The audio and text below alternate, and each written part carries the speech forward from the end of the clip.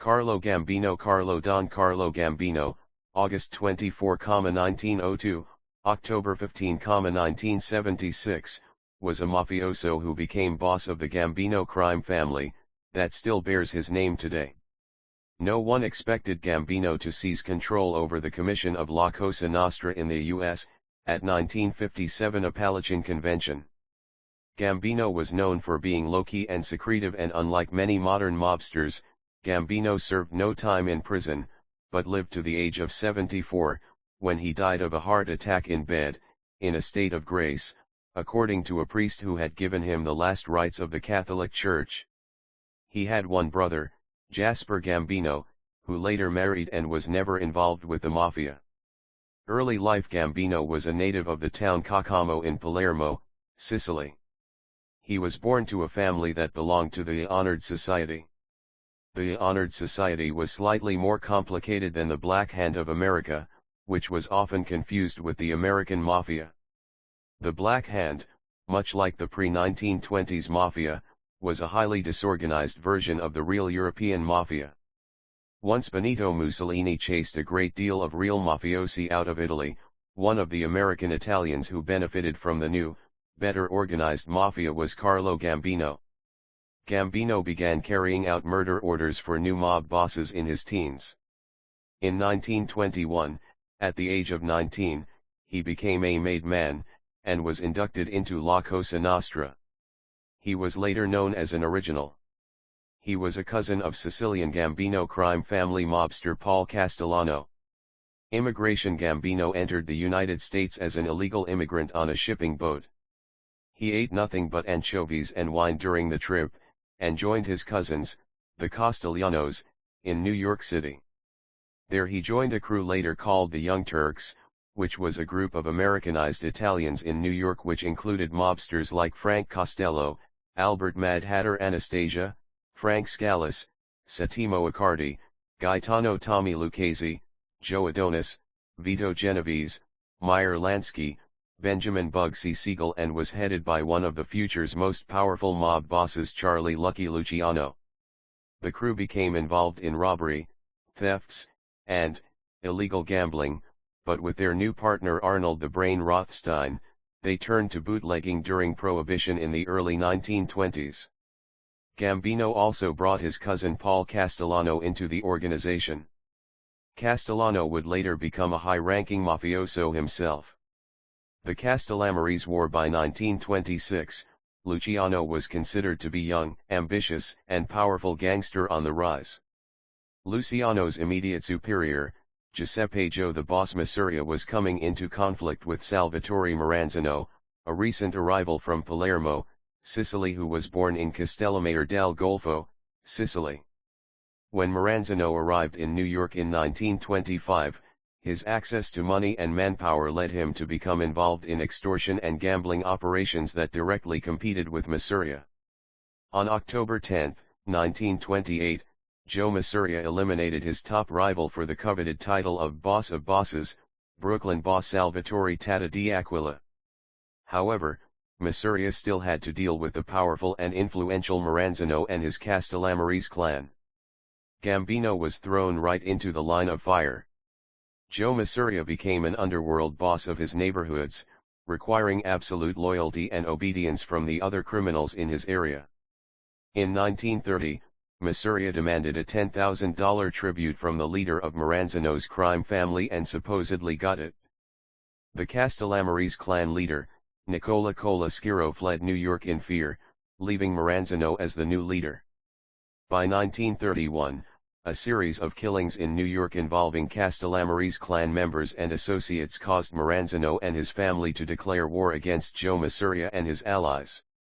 These allies were Luciano and his associates, Costello, Vito Genovese, Joe Adonis, and Gambino.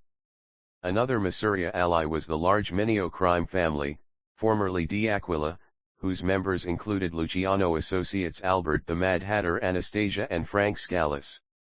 The Castellamarese clan included Joseph Joe Bananas Bonanno and Stefano Magaddino, the Profesi crime family, which included Joseph Profesi and Joseph Magliocco, along with former Masuria allies the Rena family, which included Gaetano Tom Reina, Gaetano Tommy Galliano and Gaetano Lucchese. The Castellamarese War raged on between the Masuria and Maranzano factions for almost 4 years. This internal war devastated the Prohibition-era operations and street rackets that the 5 New York families controlled along with the Irish and Jewish crime groups. The war cut into gang profits and in some cases completely destroyed the underworld rackets of crime family members. Gang members started realizing that if the war did not stop soon, the Italian crime families could be left on the fringe of New York's criminal underworld while the Jewish and Irish crime bosses became dominant. The war and the Old World crime bosses, Masuria and Maranzano, were counterproductive to the aspirations of the Atlantic City delegates, Gambino, Luciano, and their group of young Turks. Gambino, Costello, Luciano, Genovese, Anastasia, Adonis, Lucchese, Lansky, and Siegel decided to end the Castellamarese War and form a national syndicate. On April 15, 1931, Giuseppe Masuria was gunned down at Nuova Villa Tamaro restaurant in Coney Island by Luciano associates Albert Anastasia, Joe Adonis, Vito Genovese, and Benjamin Bugsy Siegel. Salvatore Maranzano served as Capo di Tutti Capi, boss of all bosses, for 6 months, until September 10, 1931, when he was killed in his 9th-floor Helmsley Building office in Manhattan on the orders of Luciano and Meyer Lansky. Maranzano was about to strike against Luciano and Genovese that very day in his own office and had hired Vincent Mad Dog Call as his hitman. Luciano escaped death by mere hours by hiring Sammy Red Levine, Abraham Bo Weinberg and an associate to hit Maranzano. He was expecting a visit from the IRS that same day when Levine and Weinberg came in dressed as Internal Revenue Service agents, disarmed his bodyguards and walked right past Tommy Lucchese who fingered Maranzano in his office. They walked right in, shot and stabbed him several times and ran out. On their way down the stairs, they ran into Call who was coming upstairs to wait for the hit on Genovese and Luciano. They told him beat it now, the cops are on their way, so he turned around and walked out with his $25,000 advance for the hit. The commission in 1931, after the killings of Masuria and Maranzano, Charlie Luciano created the commission, which was supposed to avoid big conflicts like the Castellamarese War. Luciano became the don of the new Luciano crime family, Joseph Bonanno became the leader of the Bonanno crime family, Joseph Profesi became the leader of the Profesi crime family, Gaetano Galliano became the leader of the Galliano crime family and Vincent Mangano became the don of the Mangano crime family, with Albert Anastasia as his underboss and Gambino as his capo regime. Also in the mix was Stefano Magaddino from upstate New York. Gambino married his first cousin, Paul Castellano's sister Catherine, in 1932, at age 30. They raised 3 sons and a daughter, living in a modest row house in Brooklyn. The house was well kept, fitting in with other homes in area, as Gambino was low-key. Gambino was now a captain in the Mangano crime family, where his illegal activities were loan sharking, illegal gambling and protection money from area merchants. His only real evidence of vanity was his license plate on his Buick, CG1. Vincent and Philip Mangano led his family for 20 years, but when he first confronted his underboss Albert Anastasia about his friendship with Charles Lucky Luciano and Frank Costello, Anastasia stopped asking permission for every little thing.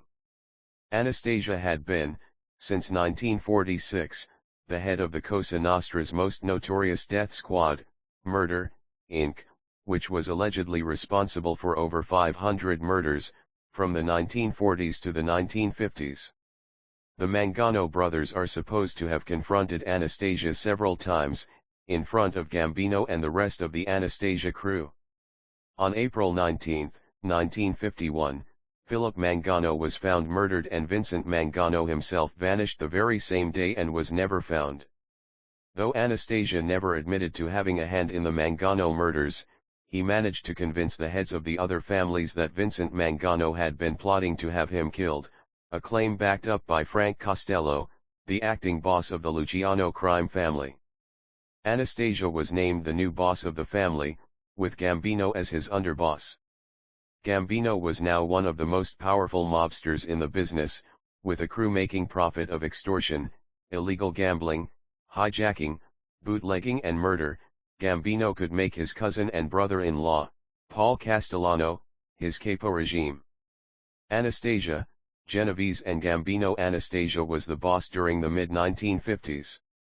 His methods were always convincing and the family made more money than ever, but at the same time, he was questioned for being too angry. He was known for his temper and violent behavior, which earned him the name Lord High Executioner. Anastasia's violent ways could be contained as long as Luciano and Frank Costello pulled the strings, but certain mobsters were starting to wonder if they could handle his temper. Costello had other practical motivations for wanting Anastasia in control of the crime family. At that time, Costello was facing a serious challenge from Vito Genovese, who wanted to take over Luciano's organization now that Luciano was in exile in Italy. Until 1951, Costello relied on New Jersey crime boss Guarino Willie Moretti for muscle, but Moretti was losing his mind, blurting out mafia business in public, and would soon be murdered. Costello needed new muscle, and Anastasia, with a family of gunmen behind him, would make a strong foil to Genovese's plan. Unfortunately, as boss, Anastasia became more brutal than ever. In 1952, he even ordered the murder of a young Brooklyn tailor's assistant named Arnold Schuster, after watching Schuster talking on television about his role as primary witness in fugitive bank robber Willie Sutton's arrest. It is alleged that Anastasia raged to his men, "I can't stand squealers. Hit that guy." In killing Schuster, Anastasia had violated a cardinal mafia rule against killing outsiders, as Benjamin Bugsy Siegel once quaintly put it, "We only kill each other." The murder brought unnecessary public scrutiny on mafia business. Luciano and Costello were horrified, but they could not take action against Anastasia as they needed him to counter Genovese's growing ambition and power. Gambino was approached by Genovese, trying desperately to get Gambino and the rest of the Gambino crew on his side against Anastasia, Costello, and Luciano, but he needed more allies, more muscle, but most importantly, more money. That's why Gambino took Genovese's advice and lured Anastasia into realizing that they were not making enough money from the casinos at Cuba, which belonged to Meyer Lansky. When Anastasia confronted Lansky, he was furious, and ultimately gave his support to the Genovese-Gambino alliance. In 1956, everybody assumed Genovese was smart enough to realize that now was the time to move against Anastasia, but instead, he moved against Costello, by hiring Vincent Cinqueganti to assassinate him, but the attempt failed. Costello then asked the commission of permission to retire, which they accepted. Now Genovese was the head of the Luciano crime family, which he renamed the Genovese crime family. In October 1957, Albert Anastasia thought himself as the new boss of bosses, but a new alliance had already formed. The Costello-Lansky-Luciano alliance was working fast to get rid of all the rotten apples in the Cosa Nostra. Their first victim was Anastasia. All they needed was somebody who he trusted. Here Gambino was convinced to give his support, by giving the order to Joe the Blonde Biondo, who selected Stephen Armone, Arnold Whitty Wittenberg, and Stephen Stevie Kujin Gramauta to carry out the hit. They allegedly shot Anastasia on October 25, 1957, in the barbershop of the Park Sheraton Hotel, now the Park Central Hotel, in New York City. The Anastasia murder was finally solved in 2007, 50 years later. Gambino now became the new boss of the Mangano crime family, which was renamed the Gambino crime family. The Apalachin and Genovese's fall. The Apalachin meeting was a historic summit of the American Mafia held on November 14, 1957 at the home of mobster Joseph Joe the Barber Barbara in Apalachin, New York. It was attended by roughly 100 mafia crime bosses from the United States, Canada, and Italy. Expensive cars with license plates from around the country aroused the curiosity of the local and state law enforcement, who raided the meeting, causing mafiosi to flee into the woods and the surrounding area of the Apalachin estate. Over 60 underworld bosses were detained and indicted. The direct and most significant outcome of the Apalachin meeting was that it helped to confirm the existence of a national crime syndicate. Gambino, Genovese, Profesai and Joe Bonanno, the head of the Bonanno crime family, escaped with 50 other top bosses, but still, the whole operation just made it worse. It was now a race to control the commission, and it would show who had the power to reorganize the mob.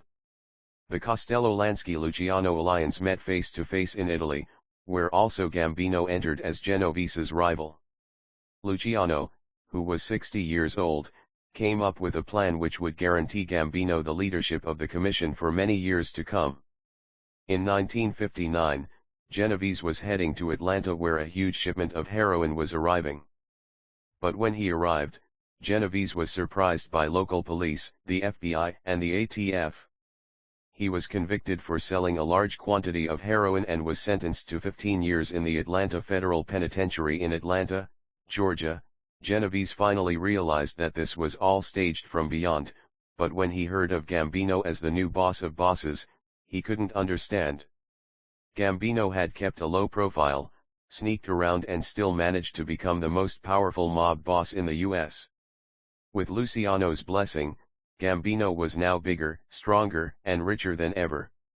With Joseph Biondo as a solid underboss, Joseph Riccobono as Gambino's own consigliere, and with his top capo regimes, Aniello Mr. Neil Della Croce, Paul Castellano, Carmine the Dr. Lombardozzi, Joseph Joe Piney Armone, and Carmine Wagon Wheels Fatico, the Anastasia loyalists could never make a move, and had to follow the orders of Don Carlo Gambino, the new head of the Gambino family, and now the commission. Don Carlo, 1957 to 1976, boss of bosses in the early 1960s, Gambino took out the rest of the Anastasia loyalists, headed by Gambino crime family capo regime, Armand Tommy Rava, and expanded his rackets all over the country. New Gambino rackets were created in New York, Chicago, Los Angeles, Miami, Boston, San Francisco, and Las Vegas. Gambino also, to regain complete control of Manhattan, took over the New York Longshoremen Union, where more than 90% of all New York City's ports were controlled. It was a great time, when the money rolled in from every Gambino racket in the U.S., and worked its way up to become America's most powerful crime family. Gambino also made his own family policy, deal and die. This was Gambino's message to every Gambino family member: heroin and cocaine were highly lucrative, but were dangerous, and would also attract attention. The punishment for dealing drugs, in Gambino style, was death. It is documented that in 1962, the Gambino family had about 30 crews and over 1,000 soldiers alone, making the family to a $500,000,000 a year enterprise. In 1962, his eldest son Thomas Gambino married the daughter of rival mob boss Gaetano Lucchese, the new head of the Galliano crime family, whom Gambino would become close to as a partner, friend, and relative. More than 1,000 people, relatives, friends, and friends of ours, were present during the wedding ceremony. It has been rumored that Gambino personally gave Lucchese $30,000 as a welcome gift, that very day. As repayment, Lucchese cut his friend into the airport rackets that was under Lucchese control, especially in the John F. Kennedy International Airport, where all unions, management, and security were controlled by Lucchese himself. It was the beginning of a perfect partnership. Profesai, the Gallos, and Gambino. In February 1962, the Gallo brothers kidnapped a number of prominent members of the family, including underboss Joseph Magliocco and capo Joe Colombo. In return for their release, the brothers demanded changes in the way profits were divided between crews, and at first Profesai appeared to agree, following negotiations between the captors and Profesai's consigliere, Charles Lo Cicero, but Profesai was simply biding his time before taking revenge on the Gallos. Gallo crew member Joseph Joe Jelly Joe Ellie was murdered by Profesai's men in September, and an attempt on Larry Gallo's life was interrupted by policemen in a Brooklyn bar. The brothers set about attacking Profesi's men wherever they saw them as all-out war erupted between the two factions. Plus, Gambino and Lucchese was putting pressure on the other bosses to convince Profesi of stepping down from his title and family, but on June 6, 1962, Profesi lost his battle against cancer. He was replaced as boss of the family by Joseph Magliocco, a man very much in the Profesi mold, much to the disgust of the Gallo brothers, who had no intention of ending the fight simply because Profesi was out of the way. Gambino saw this as a way of making more profit, since everybody in the Profesi crime family took sides and fought themselves to death, instead of concentrating about the income of the family. That's why Gambino and Lucchese gave their support to the Gallo crew, where Joseph Joe Bananas Bonanno, the longtime don of the Bonanno crime family, gave his support to Magliocco and the Profesis. The Gallos give up. The Gallo crew gave up later that year. With their capo regime Joseph Crazy Joe Gallo behind bars for racketeering and murder, the Gallo crew from Red Hook didn't have enough manpower to continue the war against the rest of the Profesis. Magliocco had won the Gallo War, and intended to take care of their boss of bosses, Carlo Gambino. Conspiracy against the commission. With the Gallos out of the way, Magliocco was able to consolidate his position and concentrate on the business of running the family's affairs. However, Joe Bonanno hatched a plot to murder the heads of the other three families, which Magliocco decided to go along with. The assassinations went to Profesi capo, Joseph Colombo, who realized that the plot would never amount to anything, and warned Gambino about Magliocco and Bonanno's conspiracy against the commission. Bonanno and Magliocco were called to face the judgment of the commission.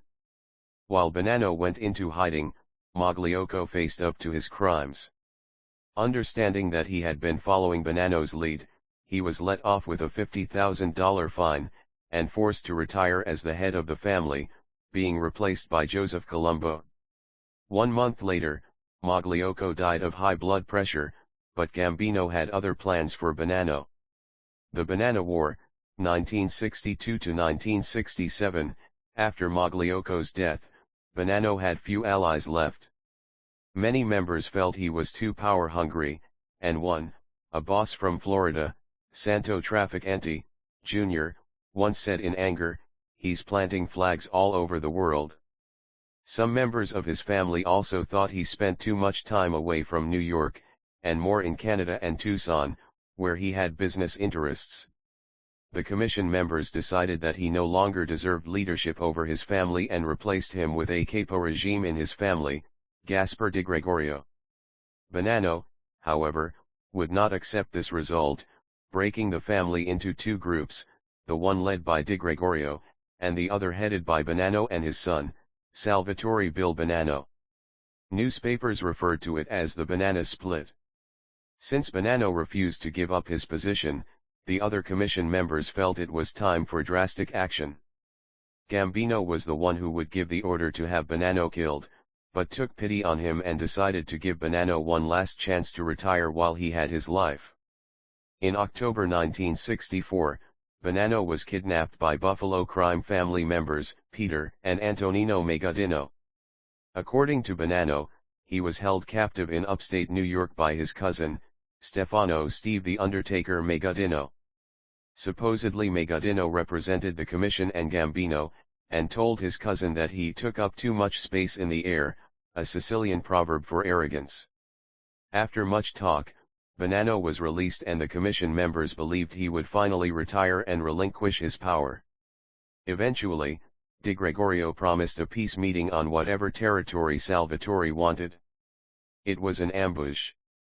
Di Gregorio's men opened fire with rifles and automatic weapons on Salvatore and his associates, who were armed only with pistols. The police estimated that over 500 shots were fired, but remarkably, no one was hurt.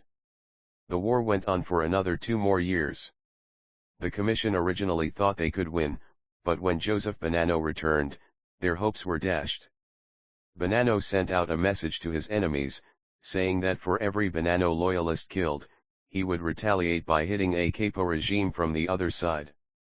The Bonanno loyalists were starting to see victory, but when Bonanno suffered a heart attack, he decided that he and his son would retire to Tucson, leaving his broken family to another capo, Paul Siaka, who had replaced Di Gregorio. Gambino stood as the victorious and most powerful mob boss in the U.S. Having the reputation of Gambino's mercy, made him even more respectable in front of the commission. Gambino and the cement overcoat. Even though Cosa Nostra members show utmost respect to their superiors, there have been cases of members disrespecting and/or humiliating another made man. One case is especially notorious, which is the case of Carmine Mimi Cialo, a feared and respected soldier of the Colombo family who had control over the vast area of Coney Island. When under the influence of alcohol, Cialo would become very arrogant, loud, and disrespectful. One day in October 1974, Cialo was at a popular Italian restaurant. He spotted Carlo Gambino and began to harass him, insulting Gambino in front of others. Gambino stayed calm, as he always was, didn't retaliate, and didn't say a word. Cialo's body was found not long after at Otto's Social Club in South Brooklyn, encased in the cement floor. Mobsters, Gangsters, and Men of Honor by Pierre de Champlain. Las Vegas.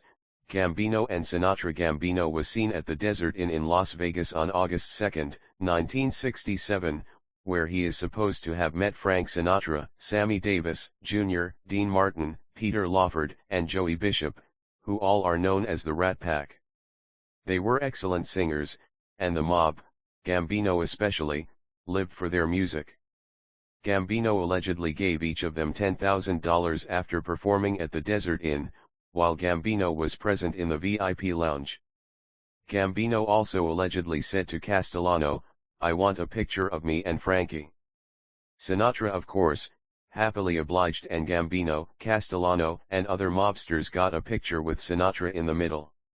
Sinatra would later testify about this in court, but announced that he didn't know any Carlo Gambino, but it got to a point where he had to explain why he was attending the Havana Conference in Cuba in 1946, showing up with $2 million in a silver suitcase and a picture that showed Sinatra, Charles Lucky Luciano, Meyer Lansky, Albert the Mad Hatter, Anastasia, and Carlo Gambino having a drink by a pool. Lucchese's death. Lucchese led a quiet, stable life until he developed a fatal brain tumor and died at his home in Lido Beach, LI on July 13, 1967. His funeral at the Calvary Cemetery in Queens, New York, was attended by over 1,000 mourners, including politicians, judges, policemen, racketeers, drug pushers, pimps, hitmen, and his own fellow mob boss and friend, Carlo Gambino, who allegedly arranged the whole funeral. Lucchese was succeeded as boss by Carmine Gribbs Tremonti, whom Gambino had picked out personally. Colombo assassination. It has also been theorized that Gambino went so far as to organize the shooting of Joe Colombo, head of the Colombo crime family, on June 28, 1971. Colombo survived the shooting, but remained in a coma until his death in 1977. However, it is much more likely that Colombo's shooting was orchestrated by Joseph Gallo. It seems that the rest of the Colombo family believed he was, as he was famously gunned down himself not long after. Colombo's increasing media attention was definitely not liked by the other commission members, as Lucchese withdrew support, as evidenced by Capo Paul Vario rescinding his membership from the Italian-American Civil Rights League. However, Gambino resorting to killing Colombo seems unlikely, as there was nothing really substantial for Gambino to benefit from doing it. Gallo and his crew had already started one war against Profesi, during which time they had kidnapped Colombo, and as Colombo had allegedly carried out a number of hits during that war, it seems understandable that Gallo would not like him and have designs on becoming boss himself. Lucky Luciano's death. Gambino was also the only mob boss of the 5 families who attended the burial of the longtime friend and boss of bosses, Charles Luciano. In his later years, Luciano was told not to promote or participate in a movie about his life, as it would have attracted unnecessary attention to the mob. Luciano relented until after his girlfriend died of breast cancer, and was scheduled to meet with a movie producer arriving by plane at the Naples International Airport. As fate would have it, the man who engineered the assassination of Dutch Schultz and his gang would never live to see his own name in lights. On January 26, 1962, Lucky Luciano's luck finally ran out, and he died of a heart attack at the age of 64 at Naples International Airport. He was buried in St. John's Cemetery in Queens, 1972, more than 10 years after his death because of the terms of his deportation in 1946. More than 2,000 mourners attended his funeral, where Gambino gave his own speech in memory of Lucky Luciano, his friend and companion.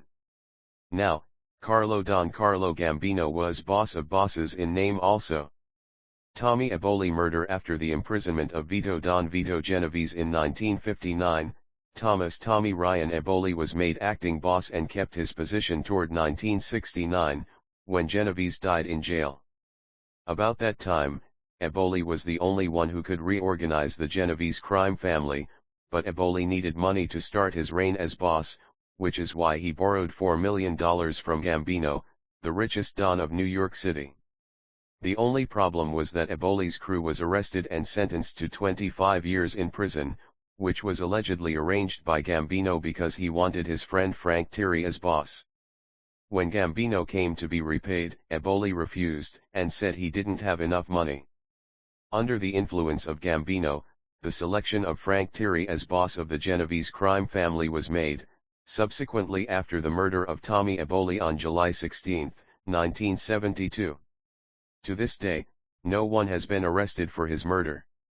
Constant surveillance. In December, 1972, on Ocean Parkway, a van began to park outside Gambino's home. In that car, sat the Federal Bureau of Investigations, FBI, mob squad, with cameras, lip readers and audio surveillance equipment, including microphones and wiretaps that were planted in Gambino's home.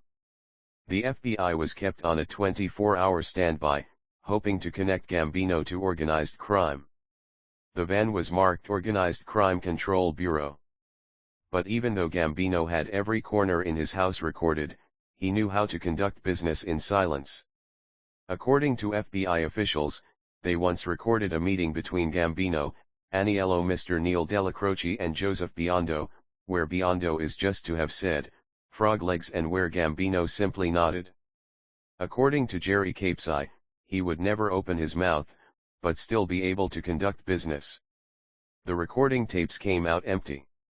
Emmanuel Manny Gambino's kidnap and murder. In early 1973, Gambino's nephew Emmanuel Manny Gambino was kidnapped by Thomas Genovese, a distant relative of Vito Genovese, James McBratney, Crazy Eddie Maloney, Warren Chief Sherman and Richie Chasen. The gang believed they could get $100,000 for each kidnapping. They had previously kidnapped a Gambino crime family capo, Frankie the Wop Manzo. For Manny Gambino, the kidnappers asked for $200,000, but Gambino claimed he could only come up with $50,000. Manny's car was located at the Newark airport. His corpse was found to be stiff from rigor mortis before being buried in a sitting position in a New Jersey dump near the Earl Naval Ammunition Depot. Robert Center was arrested and charged with his murder. Robert was a gambler and had fallen in debt with Manny Gambino. On June 1, 1973, he pled guilty to manslaughter and was sentenced to 15 years in prison. Gambino, seeking revenge, hired his favorite soldier, John Gotti, through Gotti's capo regime Carmine Wagon Wheels Fatico. Gotti met with boss Gambino, underboss Aniello Mr. Neil Della Croce, Consigliere Joseph Joe Pini Armone and Gambino's own brother-in-law and top capo regime, Paul Big Paulie Castellano. Gotti was given the assignment of killing James McBratney, who played a large role in Manny Gambino's murder. Castellano also wanted Gambino family soldier Ralph Gallion to assist Gotti and longtime Gambino family associate Angelo Ruggiero in carrying out the murder.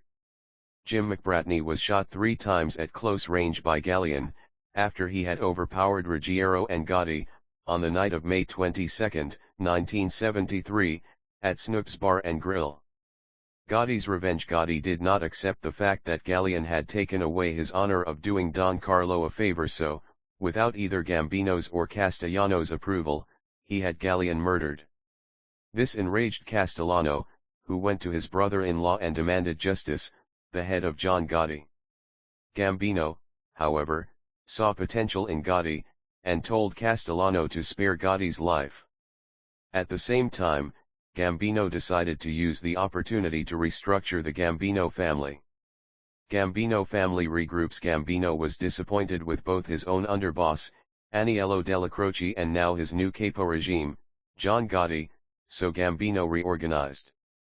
Now, with a weak heart, he decided there was to be two acting bosses who both reported to him, Della Croce and Gambino's own brother-in-law, Big Paul Castellano. Castellano took over the white-collar crimes in Brooklyn like union racketeering, solid and toxic waste, recycling, construction, fraud and wire fraud, while Della Croce would have free rein over those crews who carried out more traditional, hands-on mafia activities and the blue-collar crimes, such as murder for hire, loan sharking, gambling, extortion, hijacking, peer thefts, fencing, and robbery. This strategic restructuring also created confusion in the FBI in the mid-1970s as to who the official underboss in the family was. In reality, the Gambino family was split into two separate factions, with two underbosses and one don. Final decision: in his last years, Gambino was seen less and less in public, deceiving both the public and law enforcement into thinking he had less control, although this was not the case. He had to choose who he would appoint as his successor after his departure. Little known to public, Gambino had a wife in Sicily to whom he fathered 4 children, one of which secretly took over the family while authorities kept their eye on Castellano.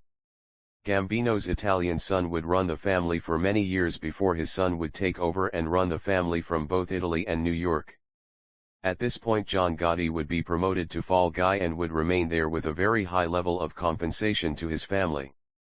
Once Gotti was placed in the proper position to be the media and authorities' target, V Jr. revealed himself to very few of the higher-level personnel within the organized family. After V Jr.'s arrest in the late 80s, the torch would eventually be passed to his youngest of 3 sons, Little V. Death and burial: Gambino died of a heart attack on October 15, 1976, while watching a New York Yankee game at his house on Whitewood Drive in Massapequa. Site news: first equals last equals author, link equals co-authors equals title equals Carlo Gambino, a mafia leader, dies in his Long Island home at 74. URL equals http://select.newyorktimes.com/gst/abstract.html, res equals F10A16FF3B5B177B8 head of 09948415868BF1D3 quote equals Carlo Gambino, the preeminent figure in organized crime in the country, died early yesterday morning in his Massapequa, LI, home of natural causes. He was 74 years old. Publisher equals New York Times. Date equals October 16, 1976. Access date equals 2007-08-21. He was buried in St. John's Cemetery, Queens in New York City, as was Charles Luciano, and more than 10 other lifetime friends. His funeral was said to have been attended by at least 2,000 people, including police officers, judges, and politicians. Gambino left behind sons Thomas, Joseph, and Carlo, daughter Phyllis Sinatra, and a family with a crew of 1,000 soldiers, after leading the Gambino crime family for 20 years, and the commission for more than 15. Residence: Gambino's permanent residence was a house located at 2230 Ocean Parkway in Brooklyn, New York. He also had a waterfront estate on Club Drive, a cul-de-sac, in Massapequa, which served as his summer home. His summer house had marble statues on the front lawn, and bodyguards living in each of the adjacent houses. Each of these 3 houses sported sidewalks painted green.